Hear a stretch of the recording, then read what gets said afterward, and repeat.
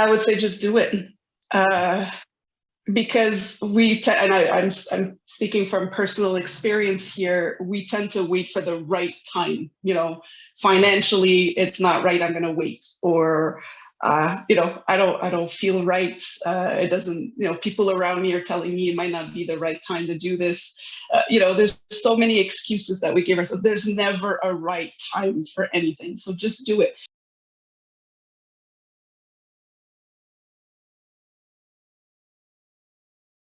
We are Emiliana and Silviana Carter, the founders of Feel and Grow Rich project and the authors of the upcoming book called Feel and Grow Rich.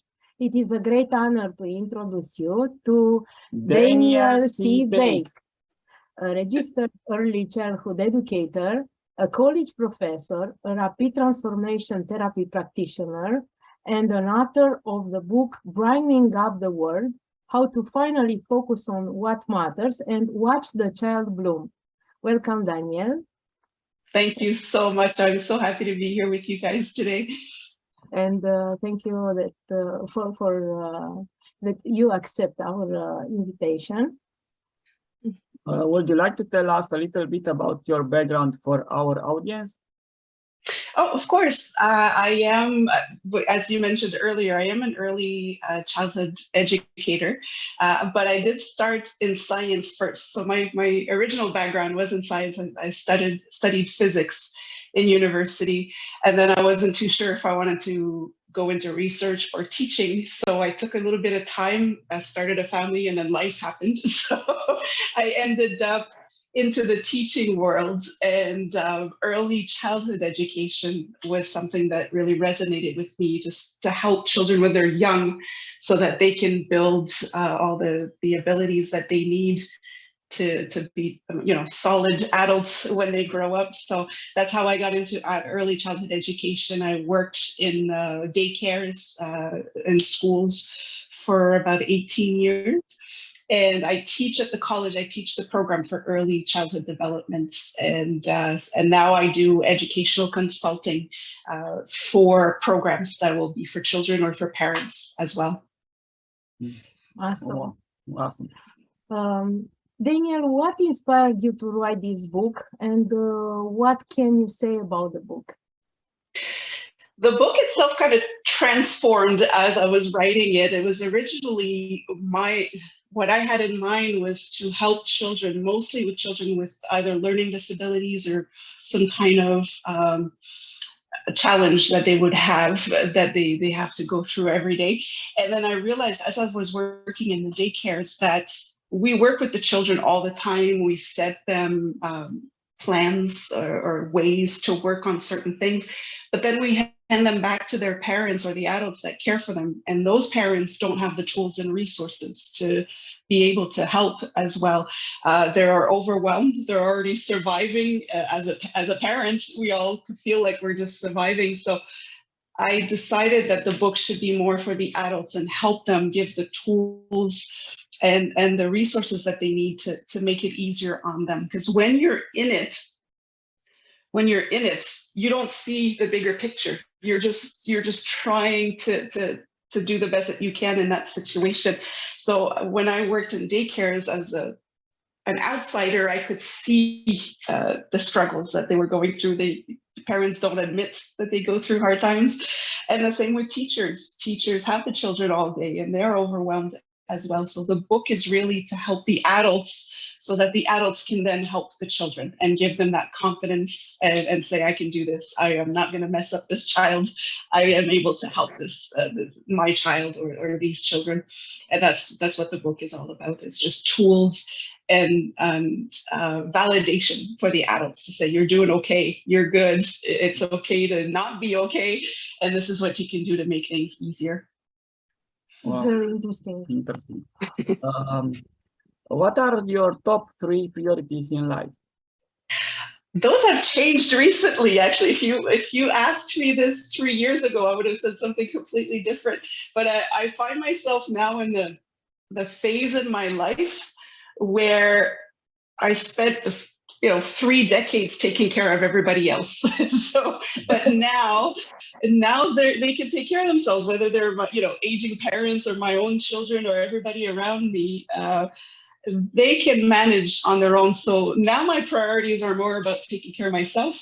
So health is definitely something for me. I have neglected my health over the years, and I will be the first one to lecture you on saying you need to take care of yourself, you need to rest, you need to, but I don't do it for myself. So the last 3-4 years I've been taking care. That's one of my priorities. And to take time for myself, that's another priority, is to be able to know where I am, where I'm at, and help myself relax and know exactly what it is that I want. So I'm more focused when I have to get back into the work mode. So those would be my top priorities. And the last one would be, I choose to be happy. I find happiness is a choice, and I decided that I choose to be happy. So my priorities now is making decisions, activities, or people that I'm with, the people that I know that I am going to be happy in this situation. So I kind of am more selective with what I do and who I am with now. Wow. Brilliant. Danielle, what are the habits that led to your success? Oh, those are the habits I had to change again recently. And I mean, we're kind of in the same area, so you understand as well, as I had to change my habits so that I could get to the goals that I was hoping for. So one of the habits that I really got into was to set intentions and goals every day that would get me closer to my big goal, which is something I never do. I never used to do. I was kind of improvising as I went. And when you want to go to the next level, when you're in this growth period, you need to have a goal. You need to have an end goal, and you need to work that plan. So I always say, if you're going somewhere and you have a GPS, you need to give it a destination. Otherwise, the GPS will not tell you how to get there. So that's a habit that I've gotten into, is every day I set my intention and I review my goals to make sure I haven't kind of gone on the side. It's easier to come back. And another habit is to take time for myself. The first thing in the morning, everybody's a little different. For me, is the first thing in the morning, get into the habit of just taking time for myself, relaxing, and then I'm just more clear-headed to get going with what I have to do in the day. Yeah. Amazing. Do you know, we tend to become those who we admire. Who do you admire the most? That's a hard one for me to answer, because a lot of people will name a celebrity or somebody very famous. For me, the people that I admire are the people around me. So I do have, the big names.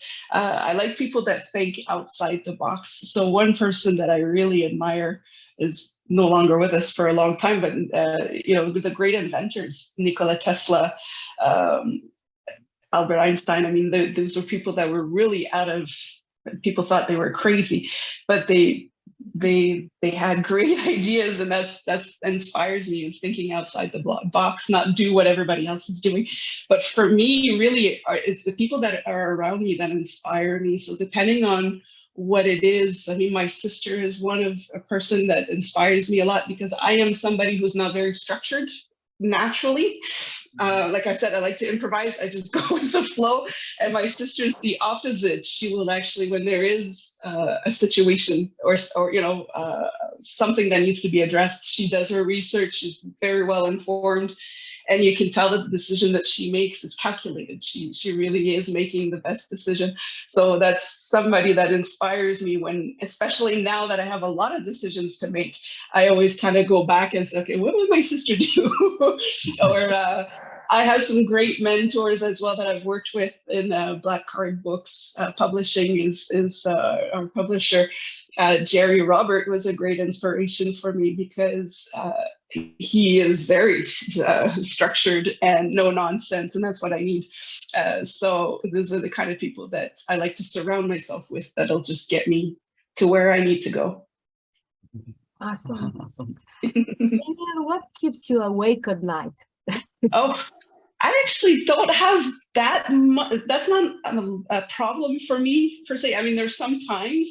So before it would be, what would keep me up is if I had an issue at work and I was trying to fix it. And then I would just tell myself, it's 2:30 in the morning. You're not going to fix anything at this time. Just let it go. And we'll fix this when we get up. And I was able to detach myself. If it does happen now, it would be more if I'm concerned for a loved one. Like if I'm worried about my parents' health or, something like that. But usually I'm so tired at the end of the day that I crash. I sleep. And I don't have that much of an issue with it. It does happen, but not often. Awesome. Danielle, what would you say to someone at the beginning of the road? I would say just do it. Because I'm speaking from personal experience here, we tend to wait for the right time. Financially, it's not right, I'm going to wait. Or I don't feel right. It doesn't, people around me are telling me it might not be the right time to do this. There's so many excuses that we give ourselves. There's never a right time for anything. So just do it. If it's calling you, if you feel a strong pull towards it, then just do it. And be careful who you listen to, because a lot of people that don't understand your decision will try to talk you out of it. So that would be another advice is once you've made that decision, because it's a decision, just do it. Take action, take the first step, and then surround yourself with people that are already doing it. They're already living what you want to get, so that they'll tell you it is possible. Come on over, I'll help you. As opposed to people who don't understand it and they'll just give you all the reasons why you shouldn't do it. That would be my advice to people who are just starting. Super. What was something that you had to give up to get where you are today? Something I'm still working on, I'm still struggling with it, is to stop trying to please everybody. It's something that I've always done. As I'm working with children, obviously, you're always catering to their needs first. And so I'm the kind of person who just wants to make sure everybody is happy. And I will actually sacrifice my time for other people to make sure that they're okay. But when you're starting your own business, when you're trying to make a change, you need to focus that time on what you're doing so that later on you can help even more people. So it's that the one thing that I had to change was I had to learn to say no. And tell people I can't right now because I'm focusing on this. Before I would be that type of person who'd be like, sure, I'll help you. Yeah, I'll drive you there. Yes, I'll take. That takes a lot of time and it distracts you from your goal. So that's one thing I had to give up was trying to help everybody. I've had to kind of, I can't say that I've cut people out of my life. I just had to step back and focus on myself so that I could take the next step and then help more people. So that is one thing I had to change was my social life. I had to really focus on what was important. I haven't given up social life completely, but I just make sure that my time is spent where it needs to be spent now. Excellent. What is the secret of your success? Oh, I don't know. I've been surrounded by amazing people. I don't think I found them. When I decided that this is what I wanted to do, these amazing people just started showing up. It's like they were just kind of aligned. And so one of the secrets to my success was to say, I can't do this on my own. That I need some help. And these people were just there. They were ready to help. A lot of the times, I mean, we look at our mentor and we're thinking, this person works with some of the biggest names in the world. They're not going to take time for us. So I don't want to bother, but they're actually there to help. And so that was one of the secrets is, first of all, have that goal. What is your end result? You need to have that destination if you want your GPS to take you there. So it was to work on that. And then find the tribe, find the people that would actually encourage me, because there's so many times that you just want to give up. And you're just like, what have I done? Like, it's so much easier in the comfort zone. So you need those people who've gone through it. I can say, no, it's even nicer on this side. Come on over. And that will definitely do it. So first of all, just do it. I took the leap. I was at the edge and I decided to jump. And it turned out there was a net of amazing people that were there to catch me on the other side, which is great. Brilliant. What mistakes have you made along the way? A lot, a lot of mistakes.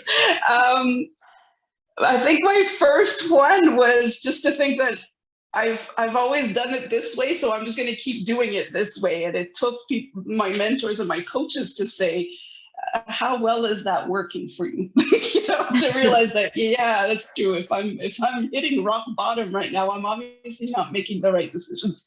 So it was to let go of that. No, I know what I'm doing. So to take the advice, even if I didn't necessarily see the point of it. Mistakes that I've done is going back to my old ways. And you do so well, and you're seeing the progress, and you get this realization that, oh my goodness, I'm actually doing it. And then that little voice inside of you starts to panic and say, oh my God, what are you doing? And then you start to go back a little bit. So those are some of the mistakes that did not stop me from moving forward, but it did slow me down. It definitely slowed me down, because it takes time to change your mindset, and it takes time to create new habits. And if you have that one moment where you go back, it feels like you have to start all over again. So those are the main mistakes that I've done, was thinking that I could do it by myself, not asking for help, and going back to my old ways. Those are definitely some of the big mistakes that I've done. Another one is to be if we have a plan, just focus on that plan. And sometimes you think this is the right plan, but there's other things that you didn't see, that all of a sudden you see, you're like, oh, this would have made it a lot easier. So it's just to keep focused on the end goal, but how you get there, not get attached to that. It will kind of come together. Don't get attached to the road that you're taking, but just just keep focused on where you're going. Awesome. Wow. If you could write something on a big billboard, let everyone know, what would we be?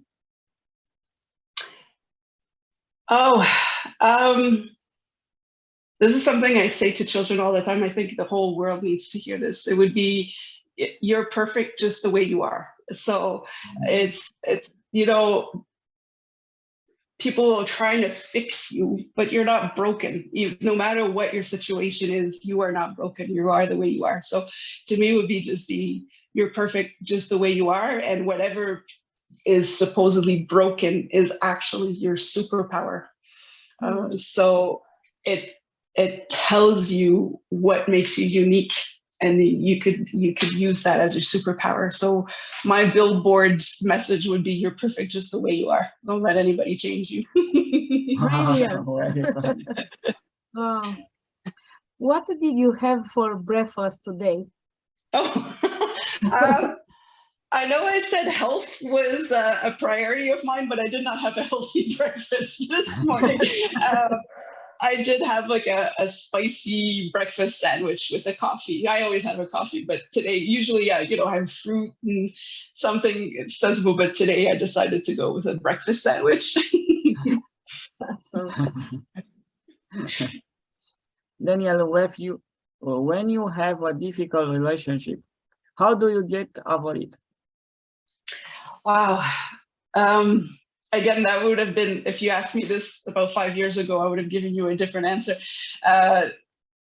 Now, if I have a difficult relationship, I always kind of look and see what's causing the difficulties. Mm-hmm. And I know when I was younger, I used to focus on what the other person was doing wrong. Now I focus, okay, what's my role in this difficulty? There's two, whether it's in a romantic relationship or a business relationship, there's two people involved. So to me now in a difficult relationship is, okay, what's the cause of this difficulty, and what is my role in it? And then I focus on that. I always try to find, work things through, but if it's something that you realize sometimes that's the end of the road for that person, and if you don't bring value to each other anymore, then it's time to move on.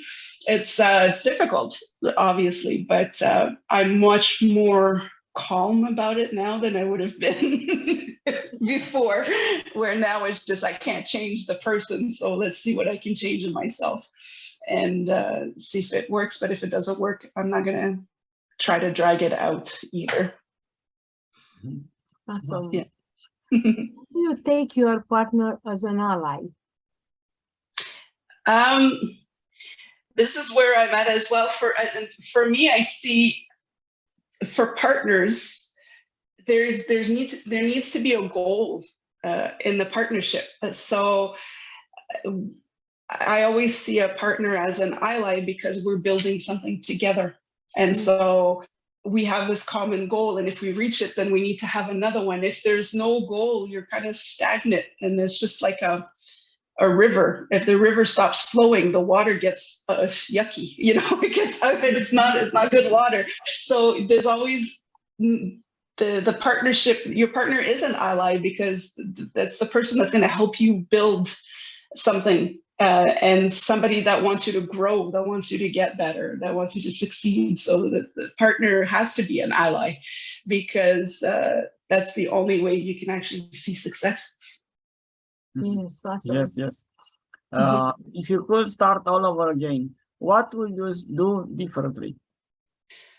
I think I would listen to my mentor more. I would definitely listen. I can be a little stubborn and I'm set in my ways. So I would actually leave it open. So what I would do differently is make the decision a lot sooner and trust the process. I always hated it when people said trust the process. It would frustrate me because it's I'm not there. I can't trust it. I have bills to pay, but to listen to the people that are living it. They're the ones you want to listen to. Listen to your great uncle that's telling you that back in his day that doesn't work. So it would be to listen to the people who know what they're talking about a lot more. And what would I do differently? I would really I think I mentioned it earlier, is choose, how can I put value on my time, make sure that I spend my time where it needs to go, so that I'm not distracted from my goal. And that can be if you're used to giving your time to everybody, that's a bad habit to get out of. So that's what I would do differently. Listen to the people that want me to succeed, and trust myself that I can do it. This is great. Yes. Danielle, how do you push through your worst time? It is definitely my goals. It's something I didn't have before. If you don't have your end result in mind, once things get tough, and they get hard, you do get setbacks, you do have some failures, and you need to work through. If you just go back to, okay, this is just an obstacle, but where does that take me? It's a lot easier. I like to see it as kind of like when you're driving, you need to look further ahead where you're going, because if you're looking at your bumper, you're not going to see the people and you're going to crash. So it's the same in business or in your personal life. You need to look a little further ahead and look at the bigger picture, so you can see there's so many opportunities that we don't see because we're here. When you open up that vision, so with the difficult times, it's okay, it's an obstacle, let's open up my vision a little bit more and see, am I still on track? And then it's easier to get through it. Take a deep breath and then go, okay, here we go again, and then start over. Yeah. Wonderful. Yes. How do you get rid of daily stress, or what do you do to enjoy every day? That time to myself first thing in the morning was definitely a gift for me. I never used to do that, and I would try to do it at the end of the day, but I was so tired I couldn't actually enjoy it. I would just fall asleep. So that time to release stress, I found exercise helped me a lot. I was very active when I was younger. I was very athletic, and then I stopped because, you know, that's what most adults do. And I started again. I'm running now, or I'm learning to run. I'm trying to train for a half marathon now. And that helps me in the first part of the day. If I go for a run or any other exercise, I kind of let the stress out. And you're just like, you know, when you're going. And then when you reach a part where your body starts to hurt, you know, you're not thinking about what's stressing you out anymore, because now you're focusing on your body.